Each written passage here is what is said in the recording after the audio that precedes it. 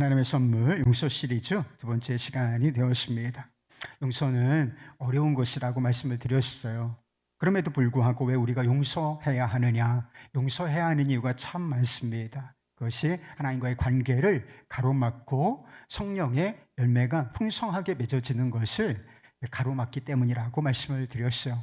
성령의 열매가 맺어지면 풍성하게 맺어지고 그것이 자라가면 그것을 통해서 우리가 풍성한 삶, 행복한 삶을 살게 하시는 것입니다. 그런데 이게 우리가 용서하지 않는 마음, 미움과 증오로 막혀있게 되면 하나님과의 관계도 막고 성령의 열매를 맺는 것을 가로막기 때문에 아주 빈약하게 살아갈 수밖에 없다는 것입니다.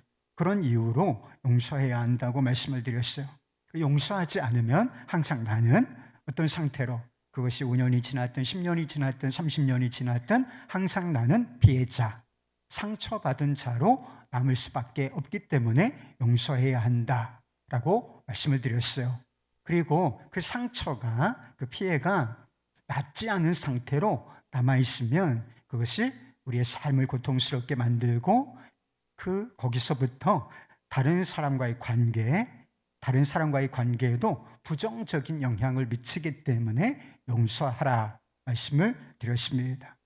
용서는 가해자뿐만 아니라 가해자를 그 책임으로부터 빚을 탕감하는 것인데 그 빚을 탕감해 줌으로 말미암아 자유롭게 해주는 것인 동시에 가해자로부터 그 피해로부터 그리고 그 부정적인 사실로부터 나 스스로를 자유하게 하는 것, 그렇기 때문에 어려워도 용서를 선택하라 이렇게 말씀을 드렸어요.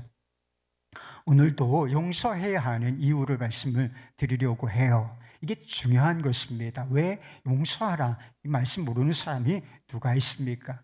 동력이 필요한 거예요. 여러분, 자동차가 그냥 가는 건 아니잖아요. 엔진이 필요하고 엔진에는 휘발유 같은 연료가 필요하단 말이에요. 그래서 용서하라, 이것을 의무로 생각하면 이게 용서가 안 된단 말이에요. 해야 된다는 것을 알지만 모르는 사람이 누가 있어요. 근데 이게 안 되는 이유가 동력이 부족하기 때문이라고 하는 것입니다. 그래서 오늘도 불을 떼드리려고 하는 것입니다. 용서의 동력, 연료를 공급시켜 드리려고 하는 것인데 용서의 기초가 있어요. 용서해야 하는 이유가 있는 것입니다. 아주 근본적인 이유가 있는데 그것은 우리가 용서받은 사람이고 또 용서받아야 할 사람이기 때문이라 하는 것입니다. 용서의 아주 기본적인 토대, 기초가 무엇이냐면 내가 용서받았다는 걸, 그리고 내가 또 용서받아야 할 존재다. 이게 분명하면 어려워도 용서를 선택하는 길로 나아갈 수 있다는 것입니다. 뉴욕시에 외곽에 공동묘지가 있는데 큰 묘비가 큰데 서양 사람들은 묘비명이라고 쓰지 않습니까? 근데 거기에는 그 사람이 그 묘비의 주인이 누군지 그 사람의 이름, 그것이 기록되어 있지 않았습니다. 그리고 그 사람이 언제 태어났고 언제 죽었고 그 사람의 아버지나 어머니, 아들이나 딸, 이런 가족사항 같은 것들이 하나도 나와 있지 않았다라고 하는 것입니다. 오직 하나의 단어만 딱 간결하게 이렇게 비문에 하나의 단어만 기록이 되었는데 뭐라고 써 있었느냐? 용서받았음. 용서받았음.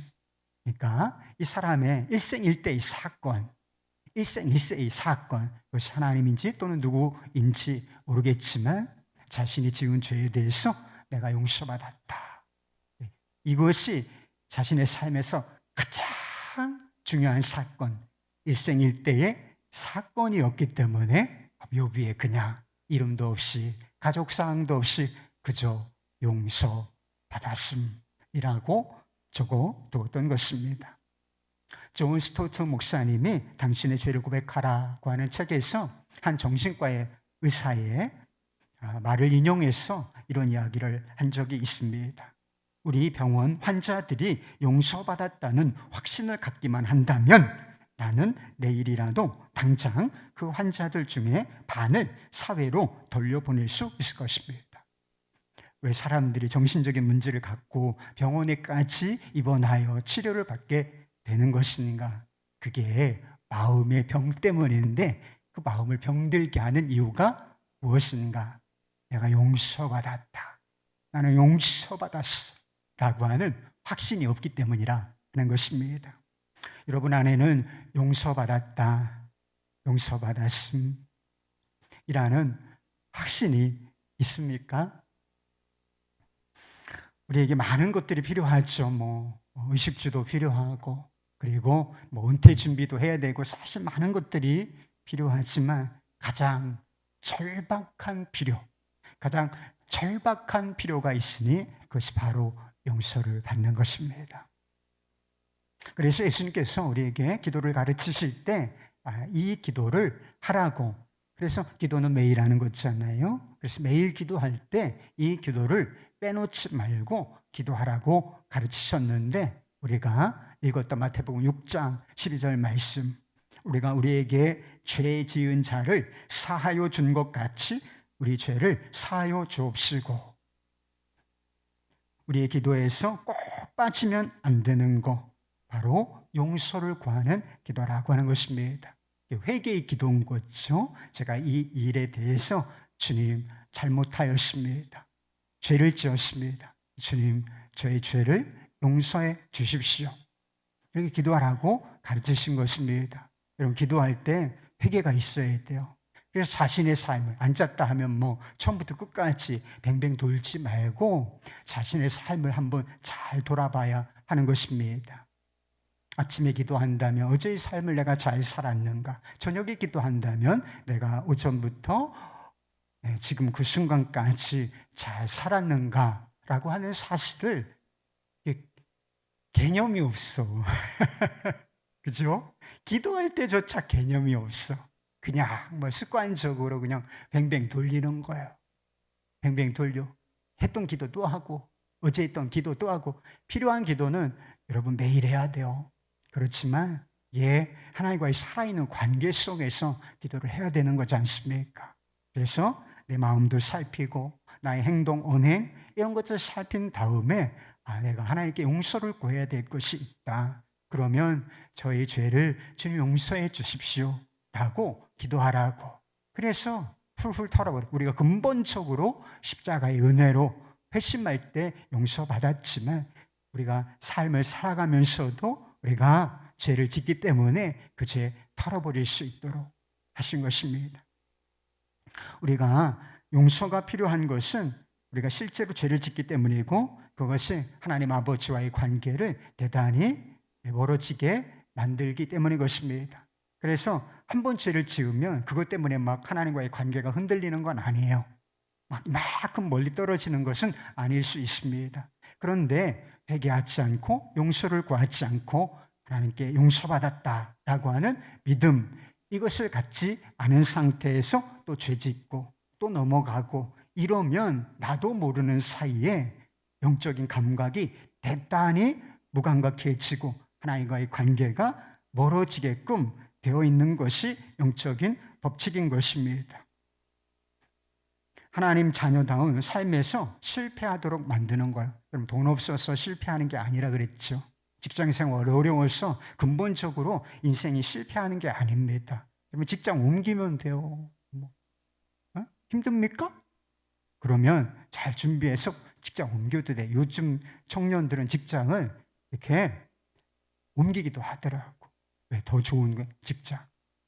그래서 근본적으로 실직을 한다, 또는 돈이 조금 부족하다, 이게 우리의 인생을 실패하게 만드는 것은 아닌데, 죄, 그냥 쌓아둔 죄, 무감각한 죄, 이것이 하나님의 자녀다운 삶에서 우리를 실패하도록 만드는 것입니다. 그런데 자비로우신 하나님께서 멀어졌던 관계를 좁히고 멀어졌던 관계를 다시 회복하고 또 친밀하게 하며, 그리고 실패의 자리, 실패의 나락에 떨어졌다 할지라도 다시 일어설 수 있는 문을 열어두셨으니 그것이 회개, 그것이 바로 용서라고 하는 것입니다. 우리는 회개하고 하나님께서 사죄의 은총을 허락하심으로 말미암아 우리가 죄를 고백하고 돌아서겠다, 하나님 앞에 기도하면 하나님께서 용서하신다고 말씀하신 거예요.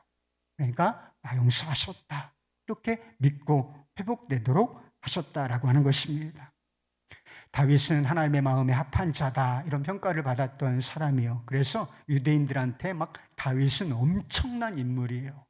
다윗은 아주 신앙의 모델이고, 그리고 본받아야 할 그런 믿음의 조상이라고 생각을 합니다. 근데 다윗이 하나님의 마음에 합한 자다, 이렇게 평가를 받았던 것은 그가 무흠하기 때문이 절대로 아니라는 것입니다. 다윗이 죄를 얼마나 지었는지 여러분 아시죠? 보통 죄가 아니에요. 보통 죄가 아니라 아주 큰 죄, 아주 큰 죄. 이 죄가 지금 이 시대에 이 사회 속에서 드러났다고 하면 다윗은 중형을 받아야 할 사람이에요. 어떤 죄를 지었느냐? 유부녀를 간음하였고 그 죄를 은폐하기 위하여 그 여자의 남편을 죽게 만든 사람이라는 것이죠. 살인 교사의 죄, 그가 저질렀던 것입니다. 뿐만 아니라 그 죄로 인해서 그의 집안에 이 죄 하나, 하나님께서 악하게 보셨다라고 하시는 이 죄 하나가 들어와서 가정을 막 뿌리채 흔들어요. 그 이후로도 이 죄로 말미암아 다윗의 가정에 고통이 반복됩니다. 그 뿌리가 이 사건이라는 사실을 알 수가 있어요. 그런데 다윗이 어떻게 다시 그 실패의 자리, 그 고통의 나락에서 일어서서 하나님의 마음에 합한 자라, 내가 나의 뜻을 다 이루게 하리라 고 하시는 사람으로서 우리 앞에 설 수 있었겠습니까? 그가 자신의 죄를 회개하고 하나님께 용서받았기 때문인 것입니다. 시편 51편, 잘 알려진 시편인데 이것이 밧세바를 범하고 무감각하게 살고 있다가 나단 선지자가 당신이 죄인입니다, 이제 양의 비유를 쓰면서 했을 때, 그 죄를 깨닫게 해 주었을 때 하나님 앞에 엎드려져서 지은 시, 참회의 시, 그것이 바로 시편 51편인데 그 시에 이런 부분이 있습니다. 주의 얼굴을 내 죄에서 돌이키시고 내 모든 죄악을 지워주소서. 나를 주 앞에서 쫓아내지 마시며 주의 성령을 내게서 거두지 마소서. 주의 구원의 즐거움을 내게 회복시켜 주시고 자원하는 심령을 주사 나를 붙드소서. 죄로 인하여 멀어져 버린 하나님과의 관계, 그것을 회복하고 싶다라고 하는 간절한 열망, 용서받고자 하는 이 마음, 이것이 녹아있는 시인 것이지요. 이런 기도가 있었기 때문에 죄로 무너진 삶에서 그는 다시 일어설 수가 있었다라고 하는 것입니다.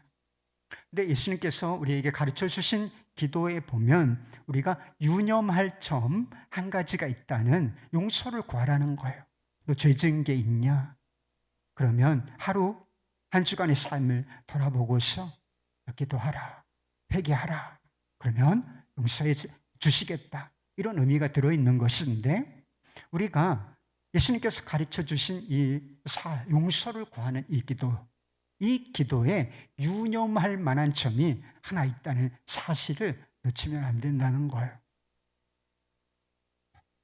예수님께서는 우리의 죄를 사하여 주십시오라고 기도하라고 말씀하시면서 앞부분에 이런 말씀을 덧붙이셨어요. 우리가 우리에게 죄 지은 자를 사하여 준 것 같이, 우리가 우리에게 죄 지은 자를 사하여 준 것 같이 우리의 죄를 사하여 주시옵고, 이렇게 말씀하셨어요. 14절, 그 뒤에 14절과 15절 말씀에 보면 예수님께서 이 기도가 무엇인지 부연해 주셨어요.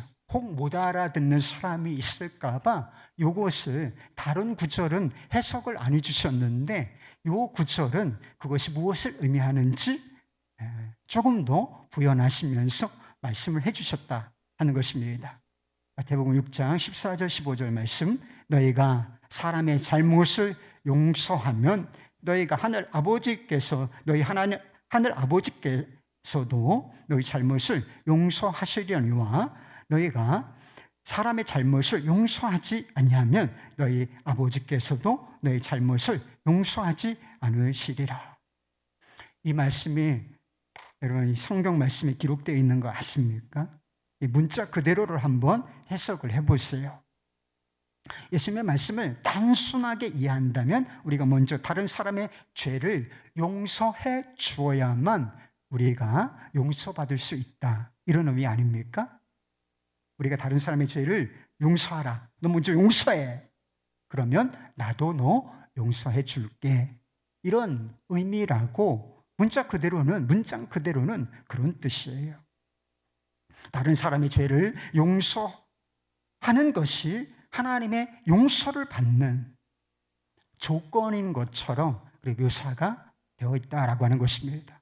그래서 우리가 우리의 죄를 사하여 준 것 같이 라고 하는 말씀이 먼저 나와 있는 거예요. 그래서 제 죄를 용서해 주십시오, 용서를 구하기 전에 그런 말씀을 붙이신 것입니다. 그러나 성경을 전체적으로 보면 그런 생각, 그러니까 내가 다른 사람을 용서하는 것이 하나님께 용서받는 조건이 있다, 이런 생각은 있을 수가 없다는 것입니다.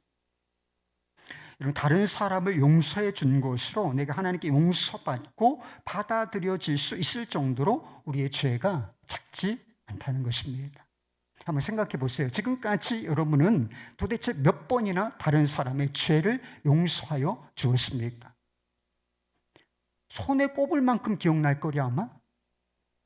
도대체 여러분은 가족들을 포함하여 다른 사람들의 죄를 몇 번이나, 아니 자녀들은 좀 용서하셨을 것은 맞아요. 자녀들은 사랑하니까 자기가 용서한지도 모르고 계속 용서하고 또 용서하고 수용하고 받아들인 그런 기억, 그렇게 사셨을 것입니다. 그런데 다른 사람들 한번 생각해 보세요. 여러분에게 마음에 상처를 준 사람, 여러분에게 재산상 또는 어떤 신체적으로 피해를 입힌 사람은 도대체 몇 번이나 용서를 해 주었습니까? 저도 많이 기억이 나는 것은 아닌 것 같아요. 그 정도만 하나님께서 우리의 죄를 용서해 주시면 괜찮겠습니까? 그 정도만 하나님께서 우리의 죄를 용서해 주시면 우리가 내 죄 사함 받고 하나님의 자녀가 되고 천국에 들어갈 자격을 얻겠다. 제가 다 용서했습니다.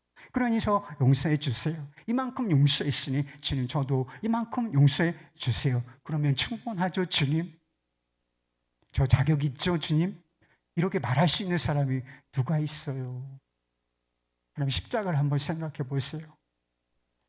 예수님께서 왜 우리를 위하여 십자가를 지셔야 이게 대단히 주님 입장에서도 고통스럽고 하고 싶은 일이 아니었단 말이에요. 이 잔을 할 수만 있으시거든 아버지여 이 잔이 내게서 지나가게 하시옵소서. 이런 말씀을 하신 거 보면 십자가 지는 것이 원함이 아니었다는 걸,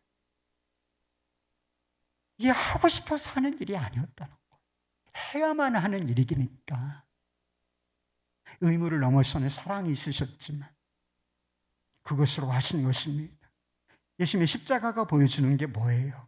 십자가는 우리의 죄가 얼마나 큰지, 죄의 무게가 얼마나 무거운지를 보여주는 것입니다. 하나님의 아들이 육신을 입고 와서 우리를 대신하여 죽지 아니하면 도무지 해결할 수 없는 죄의 무게, 그것이 우리가 가진 죄의 무게예요. 그리고 동시에 하나님의 사랑, 주님의 사랑이 얼마나 크냐, 기꺼이 그 일을 감당하실 수 있을 정도로 하나님 아버지께서, 그리고 그 말씀에 순종하신 주님께서 우리를 사랑하신다. 이 사실을 보여주는 것. 이것이 바로 우리 주 예수 그리스도의 십자가인 것입니다. 그러니 우리가 다른 사람을 용서하는 것으로서 하나님의 온전한 용서를 받을 수 있다. 십자가를 바라보면 그것은 불가능할 생각이다 라고 하는 사실을 금방 알아차릴 수 있다는 것입니다. 하나님의 용서라고 하는 것은 조건적인 게 아니에요. 하나님의 은혜가 조건적입니까, 여러분? 하나님의 용서, 사랑, 은혜, 이것은 무조건적인 거예요. 무조건적인 것으로 아무 조건 없이 돌아온 죄인들, 그냥 십자가, 이 복음의 능력, 이것을 근거하여서 우리의 죄를 용서하시고 하나님의 자녀로 받아들여 주신 것입니다. 그렇다면 왜 예수님께서는 우리의 죄를 용서해달라라고 하는 기도에 우리가 우리의 죄를 사하여 준 것 같이, 이걸 똑 떼버리시면 좋겠는데 굳이 왜? 이런 기도할 때 저는 주기도문을 가지고 거의 매일 기도해요. 우리가 죄 지은 자를 사하여 준 것 같이 우리의 죄를, 저희 죄를 용서해 주십시오. 저희 죄를 용서해 주십시오. 이게 되는데 거기다 왜 꼭 불편한 한 구절을 이렇게 붙여두셨냐? 이해가 돼요, 여러분은? 다른 사람을 용서하는 것이 그토록 중대한 문제다. 우리가 하나님께 용서를 받는 거, 이게 대단히 중요한 문제죠. 제가 절박한 문제라고 말씀을 드리지 않았습니까? 하나님께 사죄의 은총을 받는 것은 진짜 그 어떤 필요, 이것과 비교할 수 없을 정도로 절박하다, 또 절박하다라고 하는 문제라는 것입니다.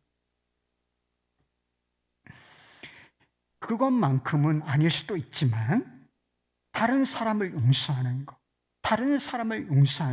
우리가 다른 사람을 용서하는 것, 이것이 얼마나 중대한 문제인가, 그리고 이것이 하나님과의 관계에 있어서 얼마나 중대한 문제인가, 그것을 가르치시기 위하여 이 구절을 굳이 우리에게 말씀을 하셔야 했다라고 생각을 하게 되었습니다. 우리가 하나님께 용서를 구할 때마다 하나님, 저의 죄를 용서해 주십시오, 생각으로 간음했습니다. 우리 남자분들 얼마나 많은 간음을 해요. 그게 정신적으로 하는 거, 생각으로 하는 것도 똑같은 거라고 말씀하셨어요. 육체적인 간음만 간음이 아니라, 도둑질만 도둑질이 아니라 탐심도 도둑질과 똑같다 말씀하셨어요. 그러니까 주님의 시각, 은혜의 시각이 열리면 엄청난 죄가 아주 심각한 거, 가볍지 않아요, 여러분, 절대로. 그런데 그런 죄를 지었을 때 하나님, 제 죄를 용서해 주십시오 라고 기도하기 전에 제가 다른 사람의 죄를 용서한 것처럼 내가 김 집사의 죄를 용서해 주었으니 저의 죄를 용서해 주십시오, 이런 기도하세요.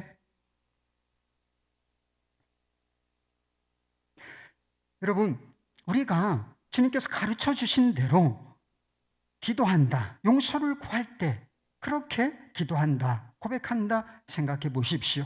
용서하지 못하는 사람 그냥 내버려 준 채 이 기도 계속하기 어렵습니다.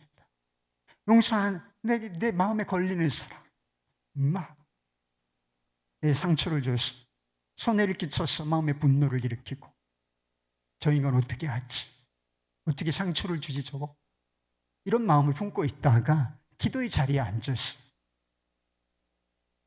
우리가 우리에게 죄 지은 자를 사하여 준 것 같이 우리의 죄를 용서하여 주옵소서. 이 기도가 될까요, 안 될까요? 용서하지 않을 마음을 꽉 붙들고 꽉 붙든 채 제 죄를 용서해 주십시오, 우리가 우리에게 죄 지은 자를 사하여 준 것 같이 제 죄를 용서해 주십시오, 이렇게 기도 계속하기 어려워요. 여러분, 위선도 한두 번이지 이 기도를 어떻게 계속합니까? 둘 중에 하나만 할 수 있어요. 용서하든지 이 기도를 포기하든지. 하나님께 용서해달라고 하는 기도를 포기하든지 둘 중에 하나만 할 수 있다.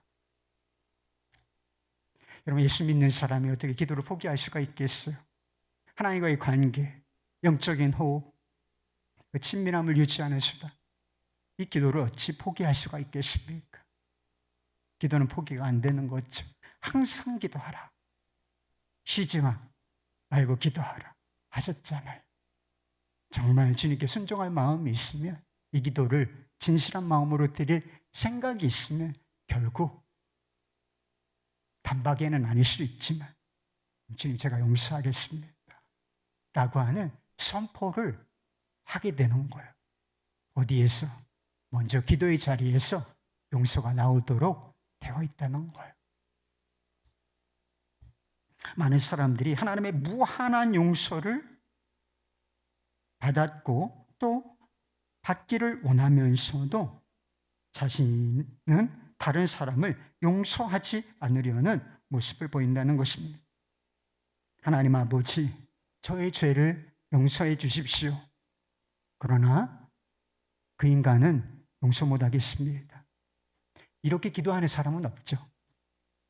우리가 다 그래도 체면이라는 게 있는데 주님 앞에서도 하나님, 제 죄를 용서해 주십시오.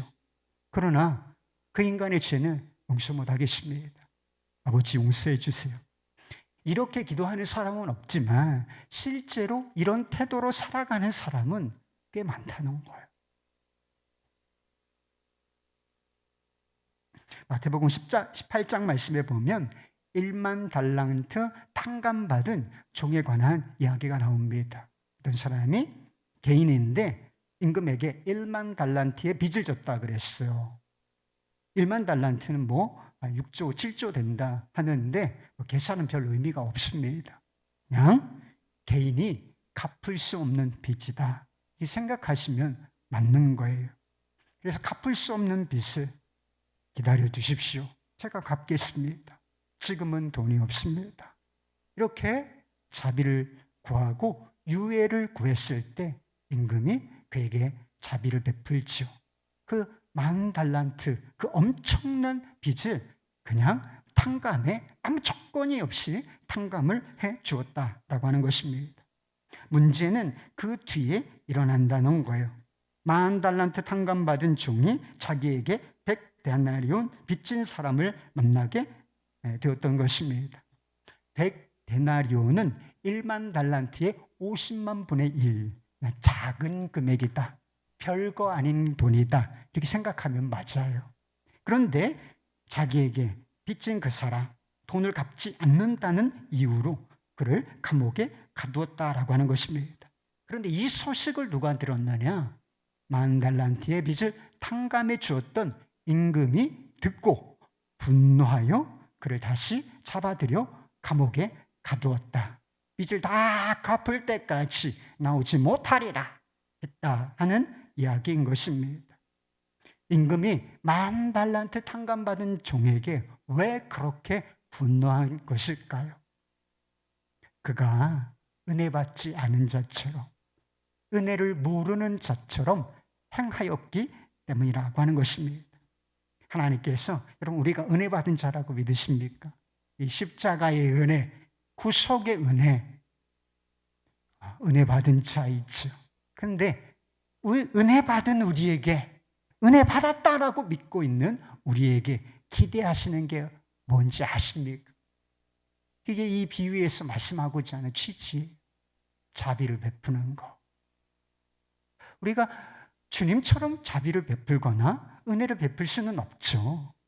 그러나 아주 작은 부분이지만 우리가 할 수 있는 영역에서 자비와 용서를 베푸는 것, 이것이 주님께서 용서받은 자, 은혜 받은 자에게 기대하시는 것이다 하는 것입니다.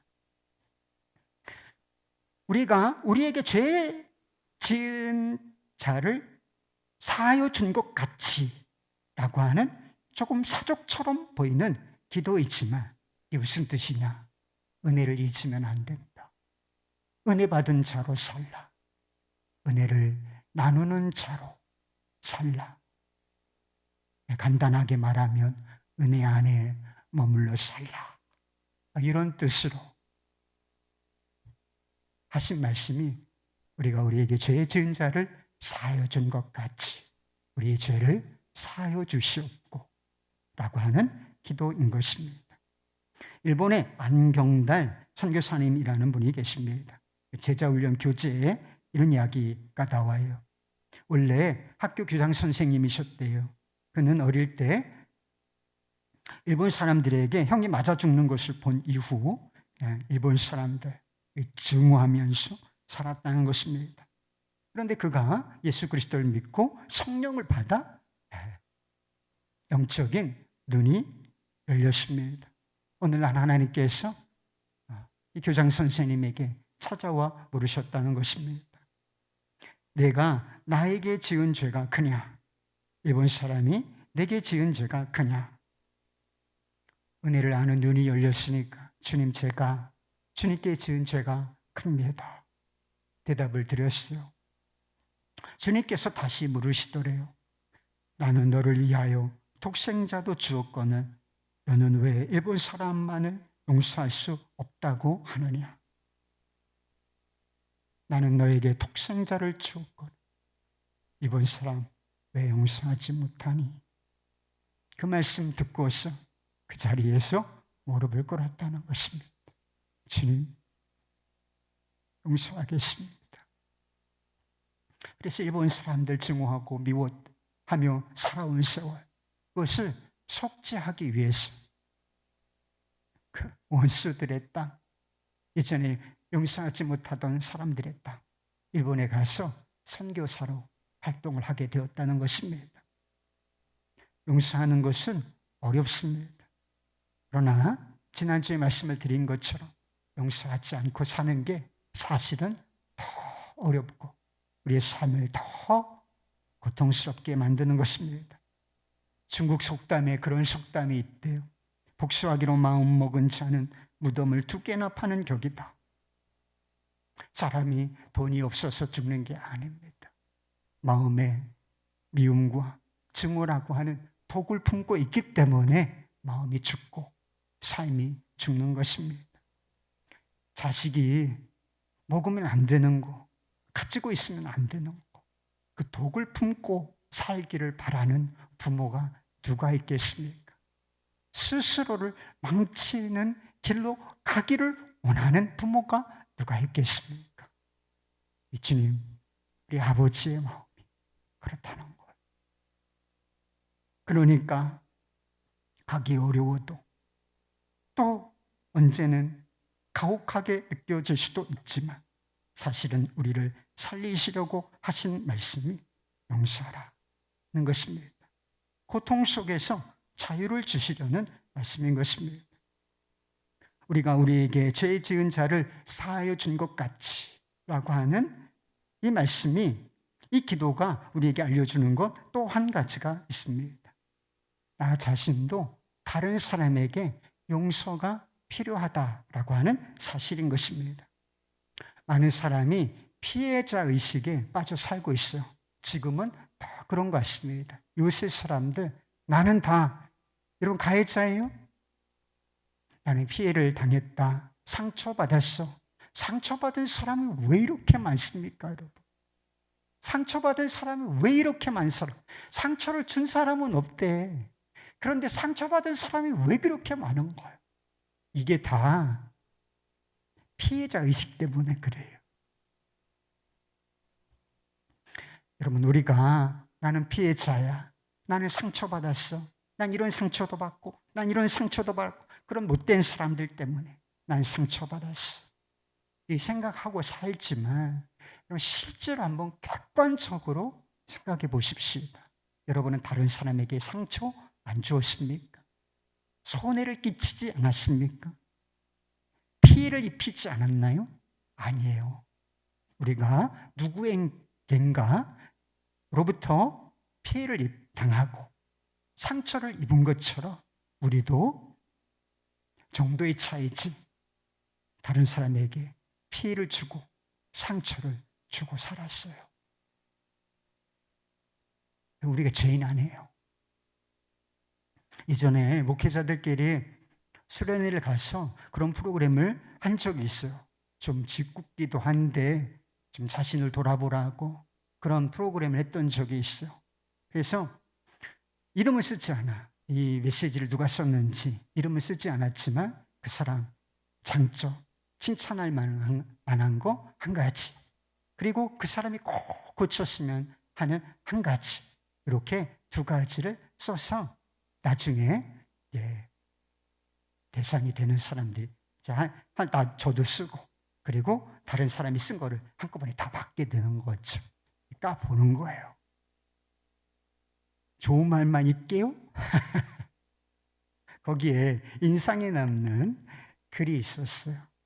제가 막 이렇게 좀 쿨한 것척 하면서 이렇게 말을 던지는 그런 성향이 좀 있어요.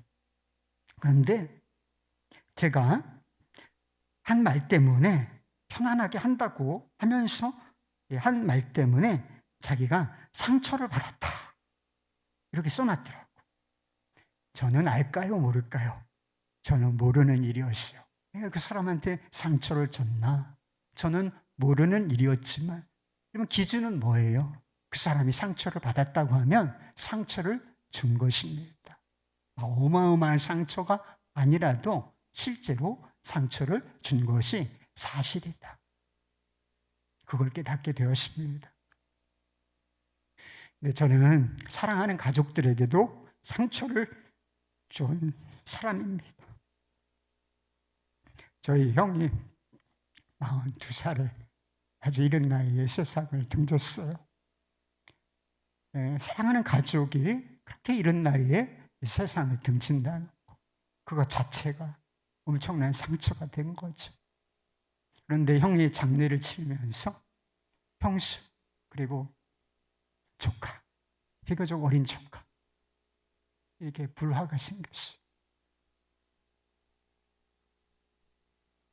형의 이른 죽음으로, 그리고 그 불화로 인하여 저는 큰 상처를 받았습니다. 그러나 저 역시 남편을 잃고 사랑하는 아빠를 잃은 형수와 조카에게 상처를 주었습니다. 잘못했습니다. 제가 덕이 없어서 그렇습니다. 용서를 빌었습니다. 상처는 아물었지만 지금도 여전히 아픔은 남아 있습니다. 저는 아내를 사랑합니다. 잘 해주고 싶습니다. 그러나 저는 천사가 아닙니다. 알게 모르게 얼마나 상처를 주었을까요? 여러분은 하나님 앞에서 제가 죄인입니다, 이렇게 인정하십니까? 하나님 앞에서 나 자신을 생각하면 지금 제가 죄인입니다, 이렇게 인정이 되십니까? 그렇다면 다른 사람 앞에서도 제가 죄인이지요, 이렇게 인정하는 것이 마땅한 거예요. 하나님을 불신하고 불순종하는 근본적인 죄도 있지만 죄는 혼자 짓는 게 결코 아니기 때문이라고 하는 것입니다. 10계명의 10가지 계명 중에 앞에 4가지, 나 외에는 다른 신을 내게 있게 하지 말라, 이것으로부터 시작하여 안식일을 거룩히 지키라, 하나님과의 관계 속에서만 짓는 죄죠. 그러나 그거보다 더 많은 6가지, 부모를 공경하라고 하는 이 계명으로부터 마지막 탐내지 말라 하는 이 말씀까지 다 사람과의 관계에 관련한 명령이다. 이걸 순종하지 않으면 하나님께, 인간에게 죄를 짓는 것일 뿐만 아니라 그것을 명하신 하나님께 죄를 짓게 되는 것입니다. 사도 바울이 말했어요. 오늘 에베소서 본문 말씀입니다. 서로 친절하게 하며 불쌍히 여기며 서로 용서하기를 하나님이 그리스도 안에서 너희를 용서하심과 같이 하라. 용서받았다. 너희 용서받았잖아. 그렇다면 용서해라. 그런데 서로라고 돼 있어요. 서로 불쌍히 여기고 서로 용서하라. 용서는 일방적인 것이 결코 아니라는 것입니다. 나만 누구를 용서해야 되는 것이냐? 그게 아니란 말이에요, 여러분. 서로 용서. 나도 용서받으면서 것입니다. 하나님의 용서를 받았고 다른 사람의 용서도 필요하니 서로 용서하라. 용서 못한다, 용서하지 않겠다, 이런 말 하는 분들 저는 여러 명 봤습니다. 용서하지 않겠다, 용서 못한다. 그러나 이 말은 대단히 무서운 말이에요. 다른 사람의 용서, 그 용서를 거절하겠다라고 하는 뜻이고, 더 깊이 생각해 보면 하나님의 은혜를 거절하겠습니다 라고 하는 뜻과 같은 것이기 때문인 것입니다. 그렇기 때문에 용서하지 않으면 용서받지 못한다 라고 하는 말씀이 있는 것입니다. 몇 년 전에 어느 날인가 저희 큰아이와 둘째 아이가 심하게 다투는 일이 있었어요. 딸들이기 때문에 치고받고 싸우지는 않지만 날카로운 말로, 서로의 마음을 후벼 파는 말로 상처를 주고 있었어요. 그것을 듣고 있는데 정말 마음이 아팠어요. 큰아이도 사랑하고 작은아이도 사랑하는데 이 두 아이가 서로 날선 말로 서로에게 상처를 주는 상황을 보고 제 마음이 그날 무너져 내렸습니다. 평소에는 훈계도 하고 그렇지 마, 소리도 치고 이랬는데 그날은 아이들을 붙잡고 그냥 울었어요. 저는 아이들에게 아무 말도 하지 않았습니다. 회개하라, 서로 화해해, 그런 얘기 하지 않았어요. 그런데 아이들은 제 모습을 보고 울었습니다. 같이 울었어요. 그리고 아빠 잘못했어, 아빠 잘못했어, 용서를 빌었습니다. 왜 그랬던 것일까? 자신들의 그 상황 때문에, 못된 행동 때문에 아빠가 저렇게 아파하고 있구나, 눈물 흘리고 있구나, 그냥 이게 마음에 닿았기 때문이라 싶습니다. 하나님께서도 죄를 짓고 서로에게 죄를 지으며 상처를 주고 있는 우리를 붙잡고 오셨어요. 하나님께 죄 짓는 우리, 그리고 서로 죄를 주고받으면서 상처를 주고받으면서 상처 투성이가 되어버린 우리를 보시 붙들고 오셨단 말이에요. 그게 십자가예요. 눈물의 십자가, 피눈물의 십자가. 하나님 아버지께서는 십자가에서 보여주신 그 은혜와 사랑, 그것이 강같이 흐르기를 원하십니다. 하나님에게서 내게로, 내게서 다른 사람에게로, 다른 사람에게도 에게서 다시 내게로, 하나님의 은혜가 온통 우리의 삶과 우리의 관계와 공동체와 세상에 흐르기를 원하신다는, 그와 같은 하나님의 마음, 이 마음이 녹아있는 기도가 우리가 우리에게 죄 지은 자를 사하여 준 것 같이 우리 죄를 사하여 주시옵고 라고 하는 기도인 것입니다. 용서는 우리 힘으로 할 수 있는 게 아니에요. 용서는 하나님의 은혜로 되어지는 것입니다. 하나님으로부터 오는 은혜가 내 마음속에 흐르고 흘러야 되는 것입니다. 중요한 것은 이 은혜의 흐름, 용서의 흐름, 이 축복의 흐름을 저는 못합니다, 안 하겠어요 라고 가로막지 않는 것입니다. 열어놓는 거예요. 은혜의 물줄기가 흐르도록 마음의 문을 열겠다, 용서의 문을 열겠다 결단하는 것입니다. 미국의 조엘 스넨버그라고 하는 사람이 있어요.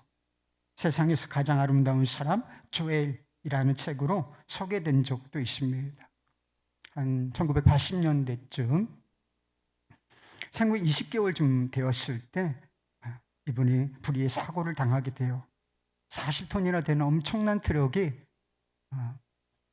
사람이 타고 있었던, 그 가족이 타고 있었던 차를 덮쳐버리게 된 것이었습니다. 불이 나가지고 전신에 3도 화상을 입고 시커먼 숫덩이가 되어버리고 말았습니다. 그건 무려 50차례가 넘는 수술을 받으면서 어린 시절을 보내야만 했다고 했습니다.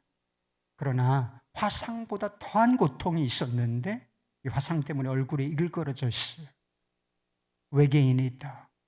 이렇게 주변 사람들, 친구들이 놀리는 것 때문에 더 깊은 마음에 상처를 안고 살아야 했다는 것입니다.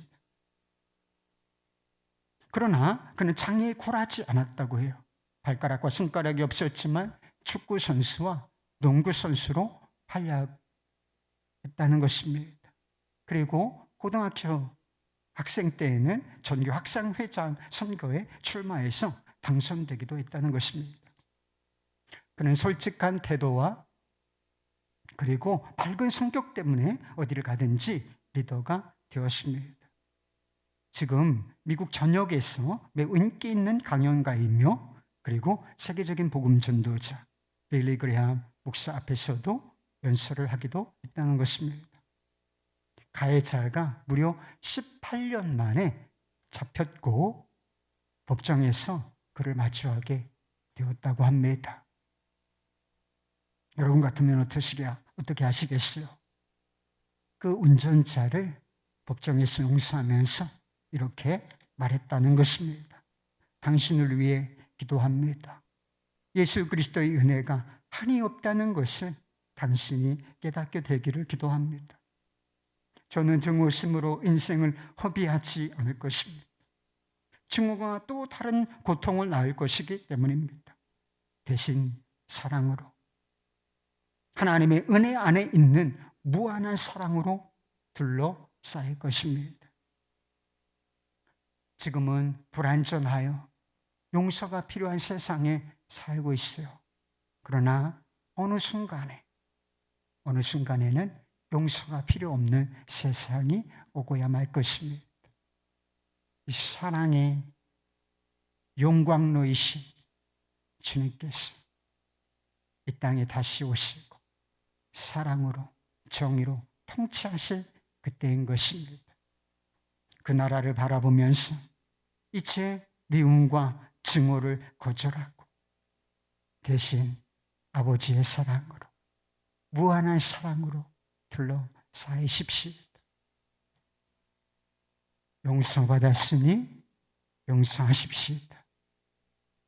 용서받기 위하여 용서하십시오. 그리하여 사랑으로 충만한 하나님의 이 나라가 오고 있음을 세상에 증거하는 우리 모두가 되시기를 주 예수 그리스도의 이름으로 축원합니다.